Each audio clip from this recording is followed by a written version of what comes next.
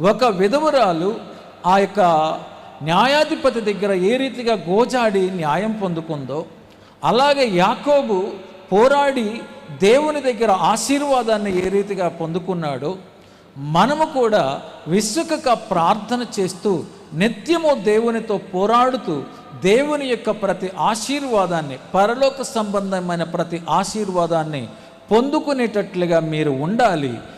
మీ పరలోక దేవుడు అంతా భోగేసి పెట్టింది ఎవరి కోసమంటే మన కోసమే.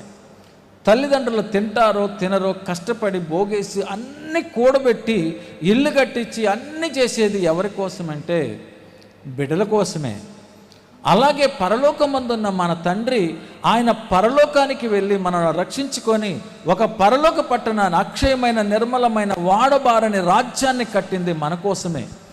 ఆయన కోసం మనం ఎదురు చూడట్లేదంట. ఆయన రాకడ కొరకు ఆసక్తి